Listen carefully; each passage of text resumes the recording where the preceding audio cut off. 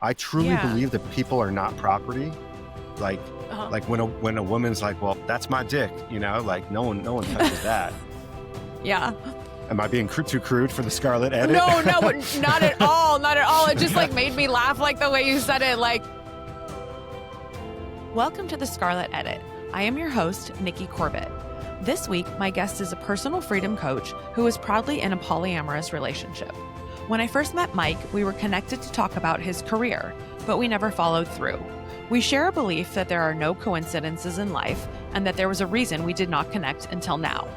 Mike shared with me all about his relationship journey, from a monogamous marriage to polyamory, how that affected his life, his marriage, but most importantly, his relationship with himself. I asked him all the expected and unexpected questions, and I hope you enjoy our conversation. Let's get into it. Well, Mike Messeroff, welcome to the Scarlet Edit. I am so looking forward to our conversation, and thank you for Same. joining me. So nice to be here, Nikki. What a pleasure. Yeah, definitely. As we were talking before we started recording, it's always interesting the timing of connection. And we had been connected months ago when this show wasn't even an idea in my mind. And then we started the conversation after the show had started, and you said, "Actually, I am a perfect guest for that type of show." So tell me why you thought you were a perfect guest to come on here. Well, I saw what you're talking about with the Scarlet edit, and I've been married for 16 years and in a polyamorous relationship with my wife for 7 years. So Okay. really just been navigating that for a while and learning a lot. Yeah. And I've seen how I think how receptive some people are, but also how there's a lot of misconceptions as well.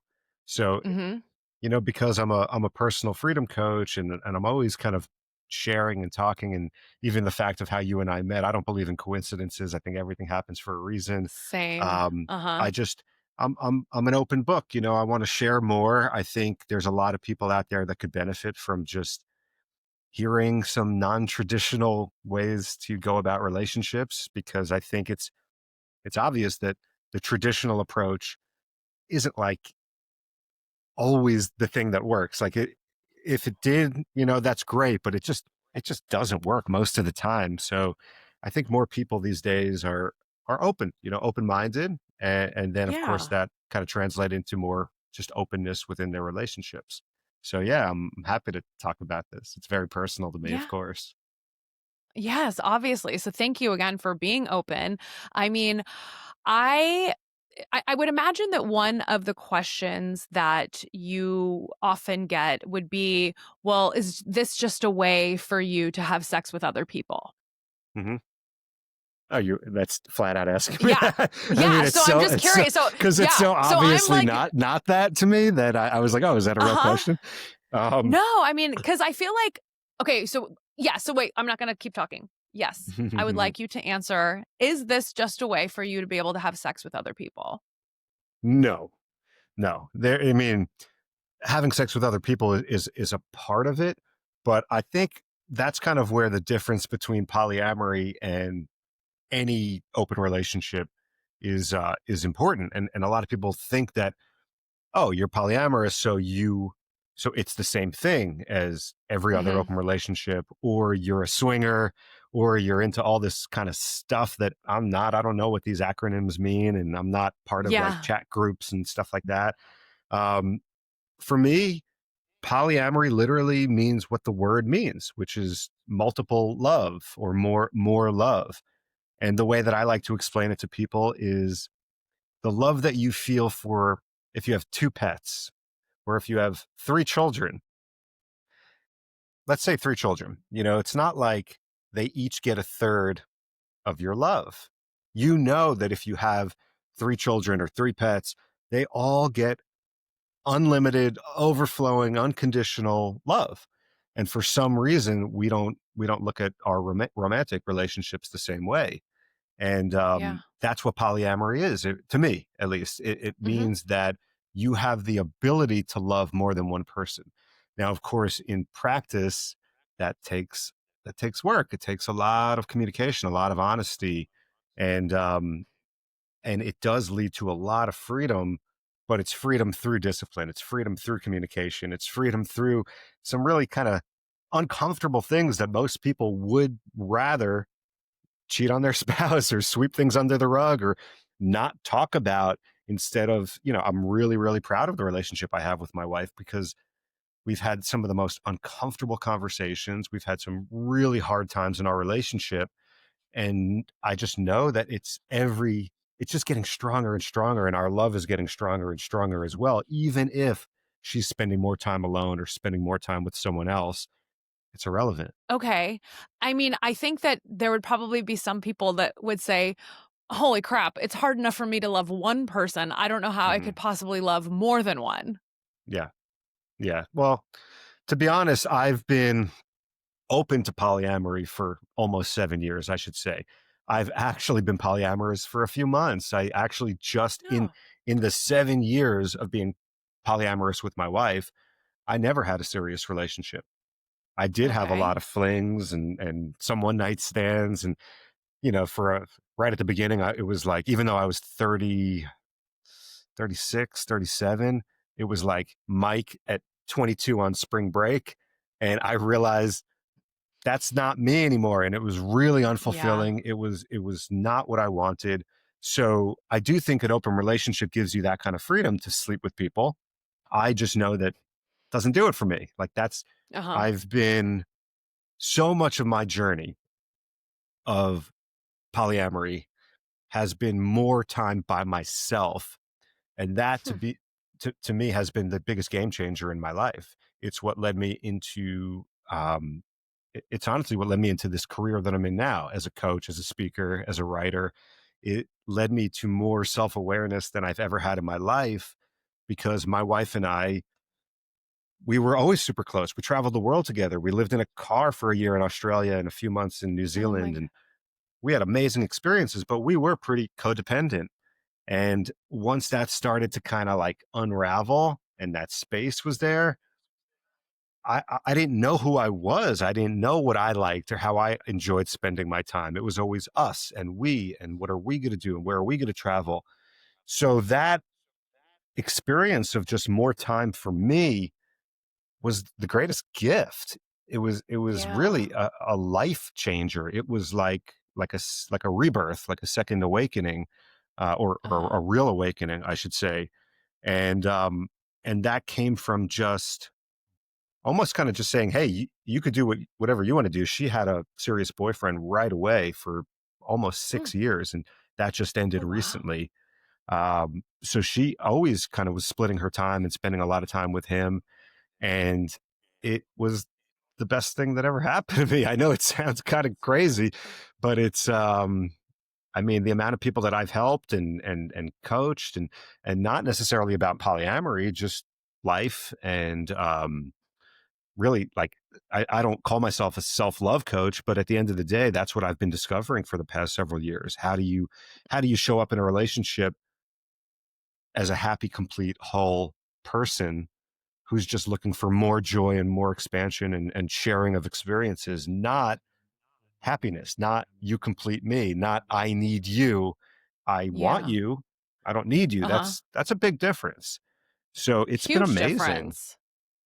Yeah. Okay, so take me back to when this started because you said you and your wife have been together for 16 years. Married So, 16 years. Yeah. yeah, okay, so probably together for longer. So, Hmm. a huge portion of your adult life, you guys have been together. So, Yes. when you made the decision to live a polyamorous life, who initially brought that up? My wife, Elisa, brought it up. Okay.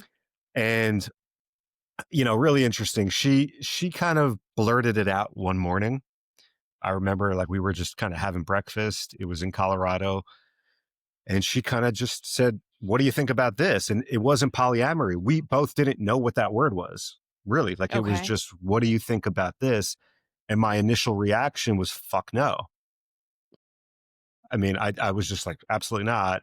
And the amazing thing is at that time, and this was around February, March 2018, I had just been meditating for almost a year. Mm. So, and that's really where everything started changing for me in my life is when I started meditating and practicing mindfulness.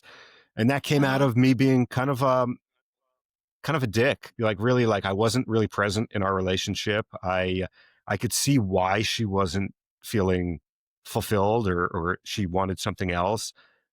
But Mhm. because I had been meditating, even though I said fuck no immediately, I sat with it for probably like a half hour, and I didn't like storm out.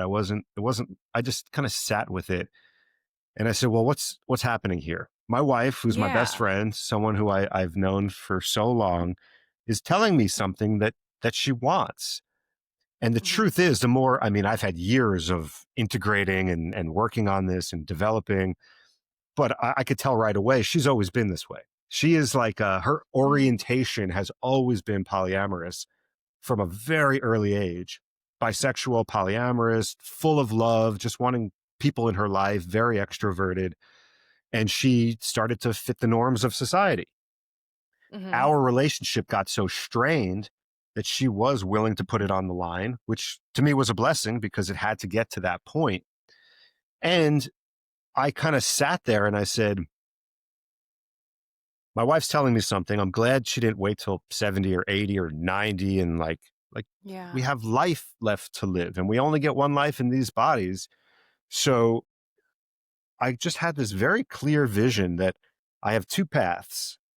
One path is full of all these negative emotions, jealousy, insecurity, inferiority, um, possessiveness. And then this other path was pure, unconditional, boundless love. And when I Hmm. when I looked at it like that, it was like, might as well try the love path. you know, Fair. it's like, Fair. and she Yeah. never, she never made it an ultimatum, which I really appreciated. She's like, if you're not into this, we'll go to therapy. We'll work on our stuff. Um, which I thought was great, but I said no. Like this is something you clearly want, and let's at least give it a shot. Let's try it out, and that's how it started. And it was not a smooth S- road. It was a lot of ups and Oh downs, a yeah. lot of hard conversations. Um, Uh-huh. you know, meeting her boyfriend, like one of the hardest experiences of my life. Um, Really, we've had just incredibly difficult conversations and experiences. But even, this is what I coach now. I tell all of my clients, hard decisions, easy life. Hard conversations, easy life. Most people Mm, would rather have it the other way, or they think they would, but they're yeah. like, I don't want to do that thing that feels so uncomfortable. So I'm going to live the rest of my life full of regret and repression and lies sometimes. So yeah, it's tough, but it's worth it, at least to me. So, was there ever a discussion initially about, you know, what it was? Like, did you feel like she came to you saying, I'd like to explore this because I feel we are lacking and I don't think I will ever be able to get everything I need from you, but I don't want to leave you. I don't want to just abandon what we have built over time. Or did you ever have a moment where you were like, fuck this, like I'll go find somebody that wants only me? Yeah, I mean, I I think again because I was doing this inner work and I was kind of starting to just learn more about myself, that I wouldn't say that I'm naturally polyamorous. Like it's not like I ever thought about Okay. it. It wasn't something that I Uh-huh. wanted, but the more I've been exposed to it and living this lifestyle, it and this is why I was even open to it in the beginning. It completely aligns with my beliefs about life, my beliefs about not attachment, my beliefs about love. It just fits, And the only thing that was holding me back was societal norms and programming, and caring what other people think. All those things that are just bullshit. They're not really real. They prevent people from living authentic lives and following their heart. So once I can kind of see through that, the resistance, it was like I actually want this, not so I could sleep around, just so I could basically so I could say yes to the flow of life.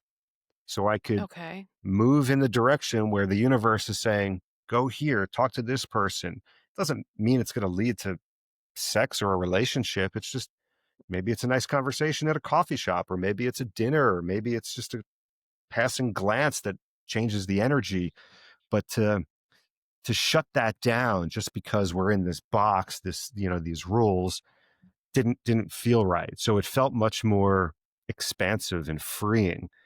But again, the yin and yang, there's always a balance. It's like that freedom takes discipline. It takes really open, honest, raw conversations that you have to be kind of confident with who you are and not Yeah. needing other people. It's almost like we're figuring out how to navigate life together, but also more autonomously and more independently. And that completely fits with my coaching and how I live my life as a personal freedom coach. Did you ever feel like your masculinity felt challenged as a result of this initial, surprise? I mean, come on, obviously. Okay. Obviously, I don't Okay, think good. I mentioned that in my negative emotions list, but emasculation Yeah. was in there. Mhm. Of course, like how come I'm not enough? And and I know from all the work that I've done that unworthiness or yeah, kind of just like a lack of self-worth has always been something that I've dealt with. So this was like it was very shocking and jarring. And I remember this is kind of crazy. Right after she started dating this guy, I was like, I don't know if I brought it up or she brought it up, but I ended up taking about a week vacation in Sayulita, Mexico. And I Okay. was 30, 37, maybe around. And I had worked for an airline for 10 years. I had traveled all over the world. Oh, I've cool. traveled, business trips all by myself since I was like 21. But I never took a vacation by myself in 37 Oh. years. So Uh-huh. that experience was at one time it was the most freeing, liberating experience, like to wake up and say, what do I want to do? What do I want to eat? All of Yeah. that freedom was great. But then the flip side of it was crying on the beach by myself in Sayulita. Like, how could I have done this to my relationship? What's wrong with me? How's this ever going to work? So I was really like having that back and forth at the same Uh-huh. time. Like, this is what I I want. This is bet. freedom. This feels great. But what's Yeah. wrong with me? How come I'm not enough? Did I do this? Is this my fault? Like, it's something wrong. Um, so yeah, a lot of emotions, a lot of work kind of moving to a place where I'm just it's who I am. It's so natural now, and it's Yeah. something like I just wouldn't have it any other way. 'Cause so I'm so intrigued by your journey here because I've always been of the belief that if all of the sudden a couple decides to open their relationship, I always have been of the belief that it's because one person is really wanting that. It's I think it would be very rare for two people to be together and then all of a sudden be like, "Oh my god, this is the greatest thing ever." And I feel like it's always been, I don't know if convincing is the right word, but it's always been that there's one person that broaches the idea and then kind of the other person has to make the tough decision if that's something that they want to consider or ultimately move forward with. So I'm so intrigued by your level of self-awareness through all of this and as you've kind of gone on the whole journey and you are just okay. I mean, more than okay. Like it's, like Yeah. I said before, there's no mistakes. The fact that she brought it up and was feeling this way, even I've always been attracted to her as someone who was very flirtatious and she never cared if I was looking at other women or she would point out other women to me. Um, I always loved that about her, not kind of maybe realizing like there's more to that, but Uh-huh. I'm so glad that she did it. It's really hard. It's hard to explain because it's not like it was immediate. Like this took work and Mhm. this takes inner Yeah. work and self work and healing and confidence and all of that kind of stuff. But my wife was the reason we quit our corporate jobs and traveled the world. I mean, she's been the catalyst in so many amazing decisions in my life that it was Mhm. just like I respect her and I trust her and um I think that there's also a reason that she and I are so open about this and so vocal to help other people who are struggling in their relationships to say it's normal for couples to not have sex. Like it really is. Like instead of like there's something wrong with us or there's something wrong with this relationship, and that's just one aspect, of I'm just Hmm. focusing on that as one example Sure. for anyone out there who's like, how do we fix this? And it's like, maybe it's not supposed to be fixed. Maybe that Hmm. isn't I mean, for us, our sex life has never really been a huge part of our relationship. And I think coming to Interesting. terms with that was like, oh, Uh-huh. what am I so upset about? Like I still have my Yeah. beautiful relationship with this amazing person. Nothing really has Uh-huh. changed except kind of like admitting where we're at. It's like if couples would just be like, hey, like it's not like that physical intimacy is not there, but I don't want to lose what we have.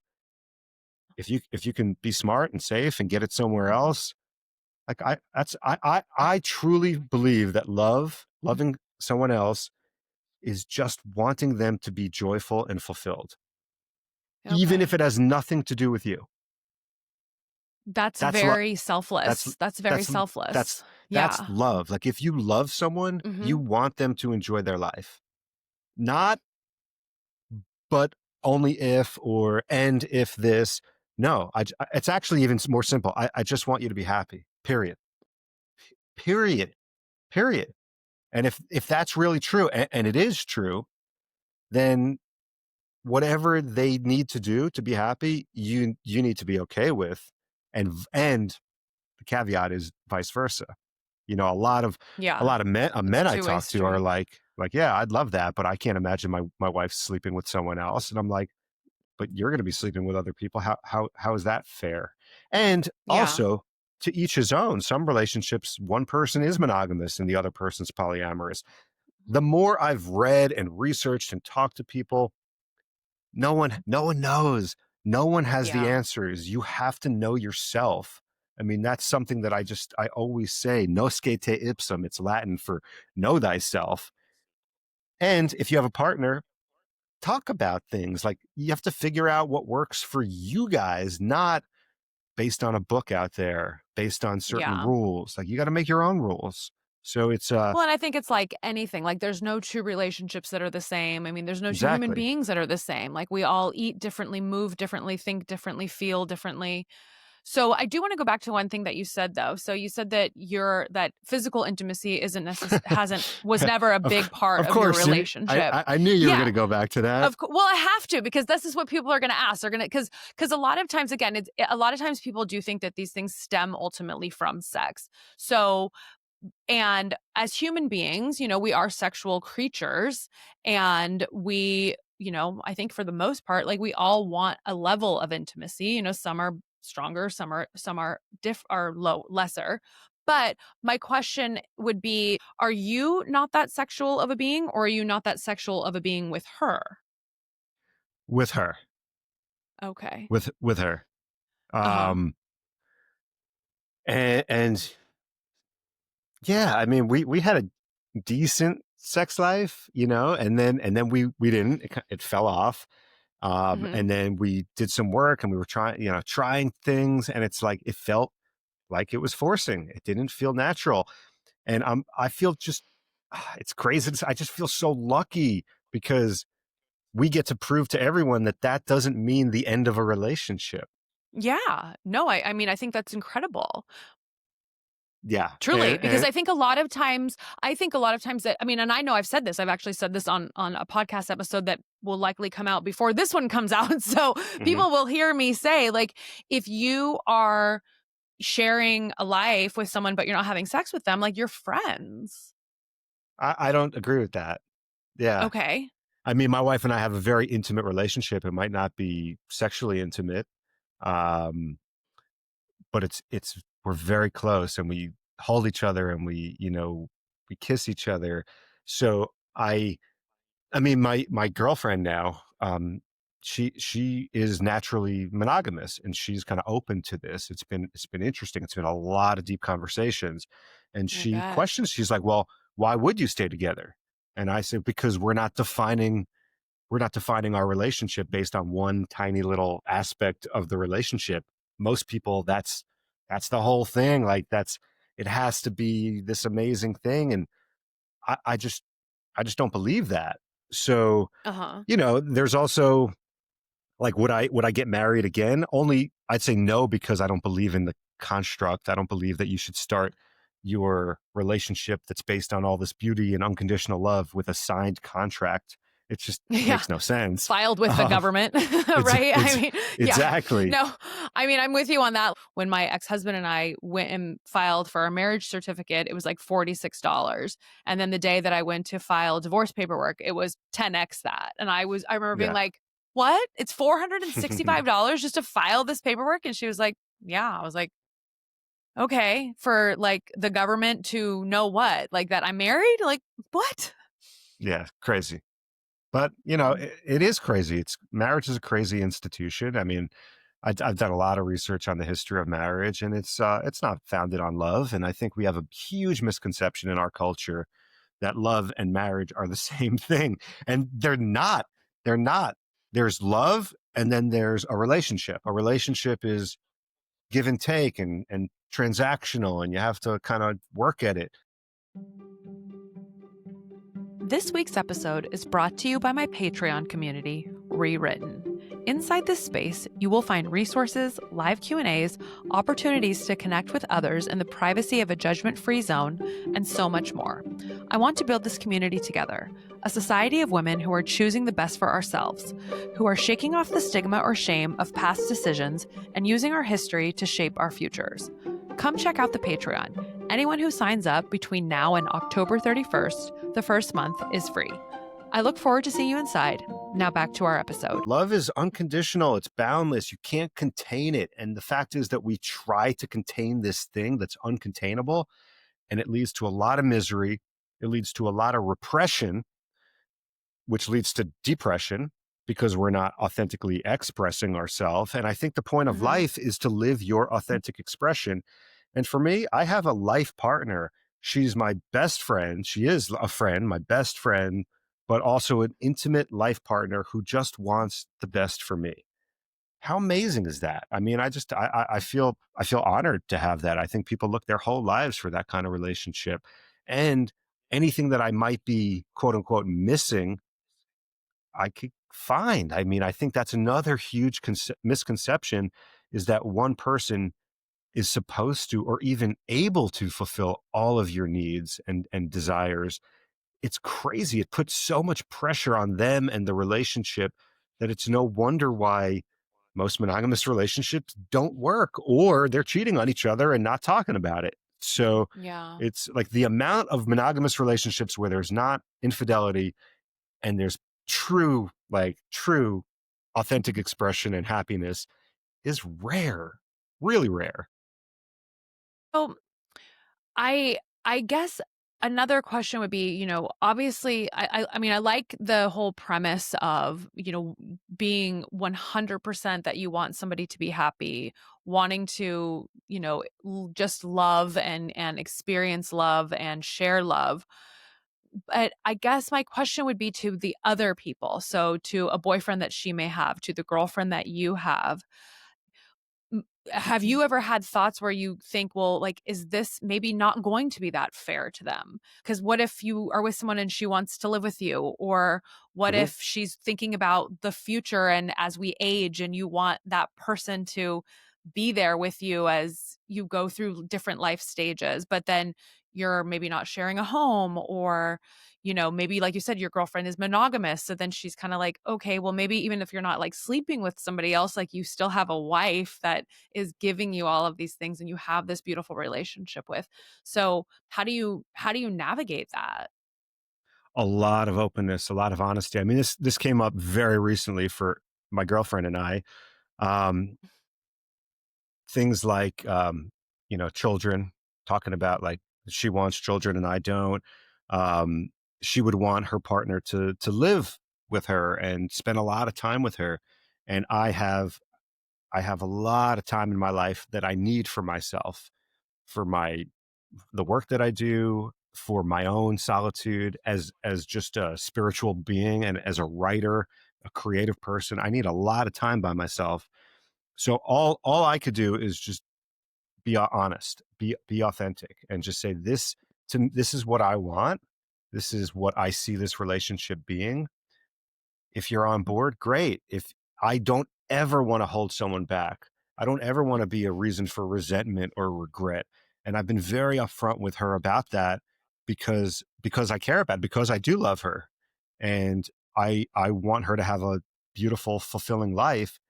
But I Yeah. also know that there's so much that I can give her if she's willing to be creative and try out some new things. I have no problem with cohabiting and cohabitation. And I would love, I mean, honestly, I would love like a compound where I'm in Costa Rica. So it would be like little casitas where my wife has her own. I have my own. My girlfriend has her own. And we have communal eating areas and hangout spaces. That's not the living situation right now. Right now, my wife and I live under the same roof when she's here in Costa Rica. Um, my girlfriend lives down the block, and we're kind of navigating it and figuring it out how it's working. It's still pretty new, but it's just being honest. Like I don't want to change anyone. I don't want to Hmm. convince anyone. I don't want to force anyone, especially. I just want to say, like, here's who I am, here's what I'm looking for. I have a lot of love to give. I'm a really caring person. I have a huge heart. I know that there's more joy here if we can get past some of the logistics. And that's what it is, because that's, sometimes we don't want to talk about that, but a relationship is logistical. Like if you actually want to have a relationship and it's not just a one night stand or a fling, you have to have these conversations, and they're not comfortable. They're Yeah. hard conversations. She's like, I want to see you all the time. And I'm like, I want to see you all the time. If I do, I'm going to lose who I am. I'm going to resent this relationship, and it's going to fade out. It's not going to work. So I mean, this is like an adult conversation. It's like either we need Yeah. to give this a shot with some boundaries, or we go our separate ways. And it doesn't change my feelings for her. Hmm. It's just we can't. That won't work. You'll always feel like someone's giving up too much, or compromise is one thing, sacrifice is another. We all have to Yeah. compromise. I don't want anyone to sacrifice who they are or what they want in life. Do you feel like any of the ways that you feel with like the level of honesty or the openness or the wanting, you want her to be happy, you want her to feel, like that she's getting what she needs out of the relationship. Do you feel like any of your kind of level of comfort with that is because you are married and you do have this, like you still have this relationship, and whereas like your girlfriend has you. So if Hmm. it gets to a point where she's like, this isn't working for me, she's now back out in the world on her own and you still have your marriage. Yeah, I mean, it's undeniable. Like that does exist. Like that's a reality. But I guess it kind of reminds me of the question I tend to get the most is, well, what if my wife is Elisa? What if Elisa falls in love with someone else and just wants Hmm. to be with them? Totally. Or what if you fall in love, like, and I am in love with my girlfriend, but like, what if you just want to be with her? Well, then that's what we're supposed to do. Like, the only reason that we wouldn't is because we have a contract. I mean, that's crazy. That is like, Uh-huh. most people live their lives based on this false sense of security of like, no matter what I do, I could just stay, I don't have to change. I don't have to grow. I don't have to expand. I could sit and watch Netflix every night. I'm going to have this partner next to me no matter what. I call bullshit on that. I think it prevents people from growing and expanding and experiencing new things. They get so comfortable in their complacency and this false sense of security of like, my wife is always going to be there for me, no matter what. It's just not true. It's every day is a new day of like choosing to be with each other. Yeah. That to me is so much more powerful than a contract. It's like we wake up, we're like, we want Oh, to, yeah. still want to be with each other. Yep. Yep. Mhm.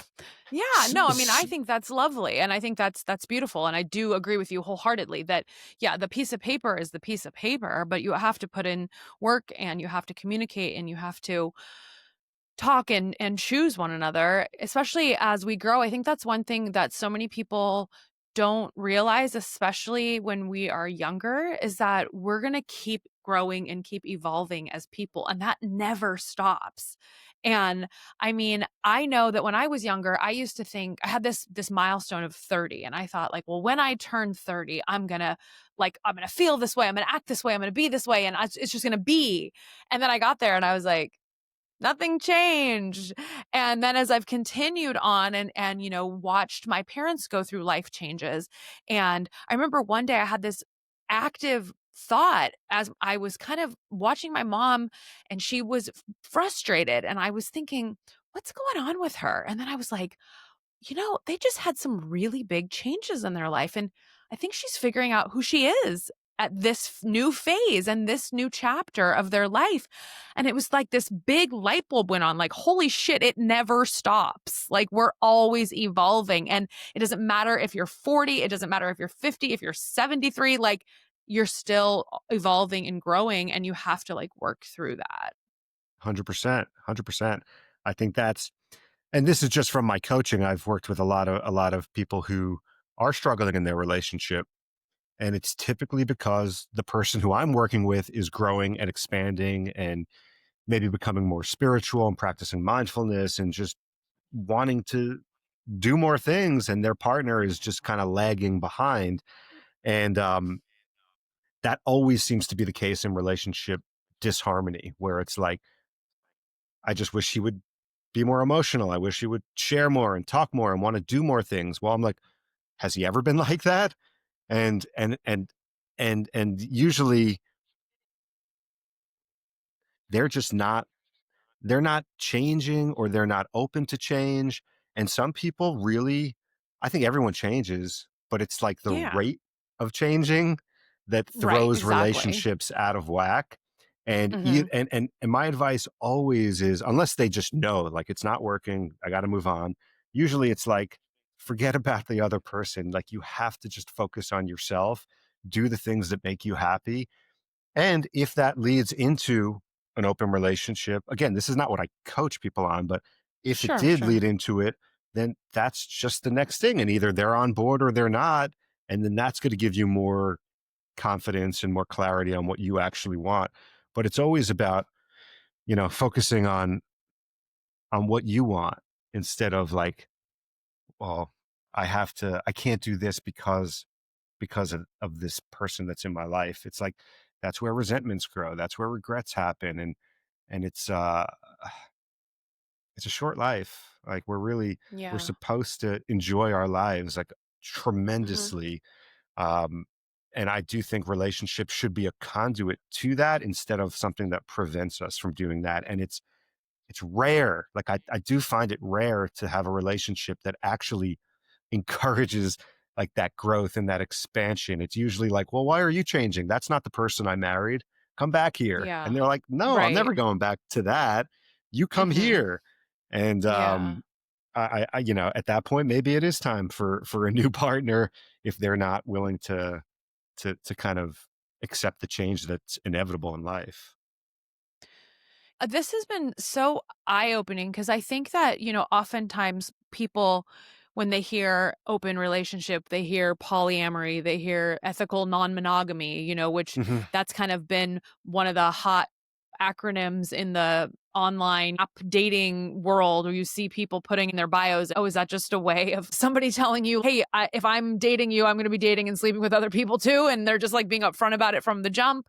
But I do think that often when people hear these terms, they just think that it is absolutely rooted in sex Hmm. and that it is rooted in either one or both people wanting to have sex with other people and essentially have an affair, but not have the secrecy part of it.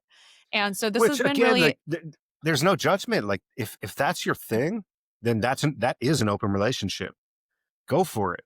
But if you want to be polyamorous, it's just literally what the word means. It means that you could love your romantic partner the same way you love your multiple dogs, your multiple cats, your multiple children. And you can give someone a huge amount of love and you can give someone else a huge amount of love. It's not like 50%, 50%, or 60/40. Um, Mhm. it's it's almost like an orientation, like a way of being, like a way of looking at the world. I truly Yeah. believe that people are not property. Like Uh-huh. like when a woman's like, well, that's my dick, like no one touches that. Yeah. Am I being too crude for the Scarlet edit? No, not at all. Not at all. It just like made me laugh, like the way you said it, like the ownership of like, that's my dick. Like, yeah, no, it just cracked me up. It's so You can true, say whatever though. you want. It's so true. Yeah. That's my dick. No, That's my absolutely. pussy. Yeah. And I don't believe in that. I mean, first of all, I practice non-attachment, but she's her own person. Do whatever the hell you want with your body. Like what I don't get a say. I don't get a say. Like I could tell you my opinion, but I can't control. I don't want to control anyone else. We are all autonomous beings that, if we want to join together, then we talk about things and make compromises and have a relationship. But to say like, you can't do something that you want to do because we signed this contract feels insane to me. Like that's insane. Like how could someone say that that's okay? It's the opposite of love. It's like forced repression because of your insecurities, which, don't get me wrong, I've been doing this for years. It's taken me a lot of work to get this comfortable even talking about it. And I bet, yeah. I spent, the massive majority of that time learning about me and focusing on me and spending time with me and reading amazing books and learning these things that I never had a chance to learn when we were together all the time and watching movies every night or Netflix. It's like, you might be surprised at some of the benefits that come from just being open to something new. Like I had no idea this was going to unlock my purpose in life. I mean, really, that's how significant it is. And I never would have known that. That's a huge statement. That's a huge statement. And I think one of the things that I've liked the best about what you've said is as you've so openly and vulnerably shared your experience. No, I appreciate it so much because I'm learning so much. But one of the things that I like that you said the most is that it like the openness isn't confined to like a particular space or time or person. And what I mean by that is I've heard other times about when couples open up a relationship or become polyamorous, and then but they kind of have this lock, like but she is my person, he is my person, like they come first always no matter what, like the marriage is kind of like the king of the castle, which if that works for them, that's fine. But I liked what you said because you were like, maybe she does get to a point where she meets somebody and she's like, oh my God, I am in love with this person and I only want to be with him. Maybe I get to a point where I'm in love with another woman and I'm like, you know what? I only want to be with her. And you're like, that's because that's what's meant to be. And then it's kind of like, you're like, well, we'll cross that bridge when we get there. And I think that just further enhances your statements about being just open and being so genuine in wanting what is best for everybody that you're involved with, and even everybody that you're not involved with. Yeah. And it's it takes a different way of looking at things. It really it takes a nonconformist view of the world, and you can't ask people's opinion, especially parents. Yeah. But you just can't look around for like a pat on the back or someone to be like, yeah, good for you. It just has to feel right for you. And it didn't, honestly, right at the beginning feel right. It felt like she's telling me something, and to deny her of that would be horrible. So even though I'm like, I don't know what this is, I'm not really sure about it, it wasn't like I wanted it. I still said, let's give it a shot. And just by that one, like wanting her to be honest and happy in her life, led to me discovering my life's purpose and falling in love with this new girl and living in Costa Rica. Like it opens up life when you stop grasping on. And it's like, I mean, imagine, this is the way I love looking at love. Imagine like you're holding water in your hands. And you could hold a decent amount of water when it's nice and gentle and open. But the second you try to squeeze onto it, it just slips through your fingers. Yep. And most people go through life like that, like clutching. I love this thing so much that I'm never going to let it out of my sight. No one else could touch it or talk to it. And it's mine. And I'm going to do whatever I can. Oh my God. Can't you feel like it feels terrible? It feels awful. And and it's not love. It's not love. It's attachment, and attachment is the source of suffering in the world, according to the Buddha. so like meaning, so most of our love-based relationships are really just reasons to cause suffering. They're not like I wrote this. I just pulled this up. Tiny short poem. I'll just share. Oh, It's just 4 little lines. I'll help you reach the next plateau, then you'll help me, and up we go. Love is expansion without end. Spiraling upward, our souls ascend. So, that's like, that's what beautiful. I thank you. I just want a spiritual partner who's like, if I'm in a bad mood or I'm having a rough day, they're like, life's great. Stop stressing. Everything's fine. And then I'm feeling great and they're down. Like, I'll pull them up. Like, let's just keep on like lifting each other up instead of like clutching and grasping and needing this neediness. Um, I don't even have to talk. You could feel it. Like, and words are kind of scrawny. They don't do it justice. It's all about a feeling. Does your relationship feel expansive and freeing, and you support each other in anything that the other person wants to do? Because it's one short life and they only get to experience Yeah. that body for a couple of years, really. Like, it's just in and out and that's it. It's like, go enjoy your life. Like, and if you want to come back and watch a movie on Netflix with me at night, awesome. Like, Yeah. awesome. Because we love each other's company. Yeah. It feels right. And it's not easy. Like, I think even that's a kind of a misleading word, because if you take the easy route, it usually leads to hardship. And Mm. the easy route is, not, it's the number one regret. I mean, there was a book that was written by an Australian woman named Bronnie Ware. It's called The Top Regrets of the Dying. Mm. She was a hospice nurse and she worked with dying patients, and she interviewed them on their regrets and she wrote a book about it. And the number one regret of the dying is, I wish I had lived a life that I wanted to live, not a life that someone else wanted for me. The Yeah. number one regret was, I wish I lived an authentic life. Yeah. So I never want to be the reason for someone else to say that on their deathbed. Mm-hmm. It's so funny that you bring that up because I was thinking about a very similar topic this morning. So I was thinking about my own life and the journey that I've been on over the last year and in doing what I was doing, and even with podcasting. And I remember there's this one gal and she has a very successful podcast. And I've heard her say more than one time, oh, when someone asks me if they should get into podcasting, I always say no. And I thought to myself literally just this morning, and I was like, what if I would have listened to Yeah. this stranger that doesn't even know me and just listen to what she said instead of saying, you know what, no, I want to go and do this. And this is like part of the life that I want to lead. And I thought, like, gosh, how great. And it made me happy that I am more of a positive, encouraging person where if somebody wants to do something, I'm usually more like, yeah, go do it. If like you're feeling There's called a to do that, if you reason. feel like are meant to do that, go do it. The word desire means desire of the Lord. It's something that we were given at birth. It's the greatest gift that we have, is that we want things and we can visualize and we can imagine them. But then we have these rules. Nope, you can't do that. You can't cross that line. You can't do this thing. You Yeah. can't travel there. I'm telling Hmm. you, like for me, polyamory is just the ability to say yes to life, like whatever that means. And usually it's not sex. It's like, Huh? it's just a nice conversation. Maybe it leads to a business partnership. Maybe it leads to Uh-huh.